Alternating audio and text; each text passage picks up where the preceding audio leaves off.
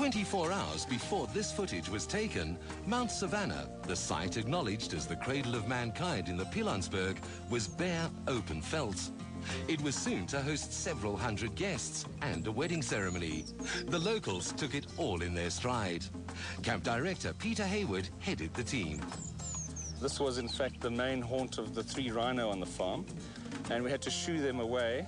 But what's nice about it is they flattened everything for us. So it was a perfect spot for a gin tent and absolutely perfect for the wedding. But what's different is that there was nothing here 2 days ago. We brought in about 100 tons of equipment and round about 8,000 items to turn this into what looks like a permanent lodge. True to the traditional safaris of old that included family heirlooms and all the comforts of a mobile manor house, an authentic scene was set. With poetic license, the husband and wife duo drew inspiration from Arabia to North Africa. We move into various areas, normally World Heritage sites or places of great beauty where there isn't a set brick and mortar venue.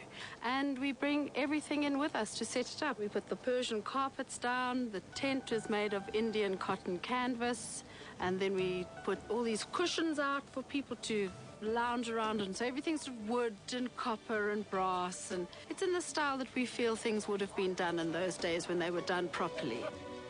The colonial style theme left no room for a traditional multi-tiered wedding cake. In its stead, guests would help themselves to sweets according to their own tastes. This is quite a new fashionable idea, and we're doing chocolate brownies on the bottom, a layer of nougat, another layer of chocolate brownies, and we'll finish off with Turkish Delight on the top, decorating with a little bit of icing sugar and rose petals. The inclusion of brownies was at the bride's request and was just one of many personal touches to this wedding. Artist Neil DeLew was commissioned to capture various scenes in watercolors for the couple's home. It was not by chance that Lily van Wyk and Arnold Geertz were to say their vows on this historic spot. We got engaged here in Feb last year, and it's a half an hour from Johannesburg, so it's perfect.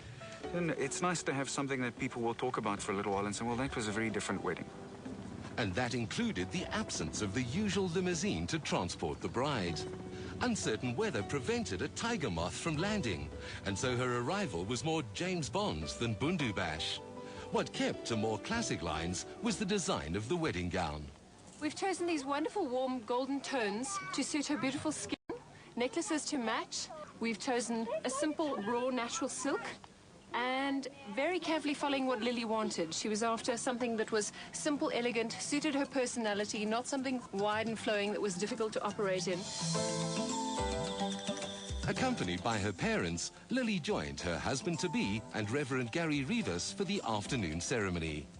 Guests who witnessed their vows read like a who's who of South Africa and included sporting legends and high-profile personalities. They all had sound advice on how to keep the balance between passion and practicality. If Arnold listens, he'll make this a wonderful marriage to Lily, especially for men. You know, we struggle with listening. We always want to be in charge and tell everybody what to do, and I think if we learn to listen a little bit more and hear what people have got to say, especially our spouses, we might get on a little better. But also when the hour is dark, when you know who you are. They love each other dearly, and I think their origin revolves around the friendship that they have. And I think that is most probably the pillar that they need to lean on as they go into their life together. They need to take the time out to do those special things, because it's easy for it to die away, you know, like to have breakfast in bed or just to cuddle if it's like a rainy afternoon or something, have tea together, cuddle together. I think don't make it too complicated. You know, each one needs his space sometimes, and just make sure that whenever they need you, you're there. Always stand by each other and just love each other. Makes a lot of things easier. It looked as if they'd have no need for a blueprint of how to keep romance alive. In the meantime, no wedding is counted a success if guests go hungry. With a menu that embraced everything from African sushi to tempura prawns, a gathering of mana demanded grilled pepper-encrusted fillets served with onions and freshly baked rolls. It seemed to hit the right spot and fuel the energy to endorse a union of kindred spirits. She cries easily with me and she laughs easily with me. And she has the special qualities that I think will make me a better person. And that's important to me. She's made my life fuller by 1,000%. Arnold is a very passionate person, and he makes me feel like a real woman. He's a real gentleman. He still opens the door, and can't find better. Arnold's ring is made from the resilient titanium. Lily's features one of the rarest stones, tanzanite.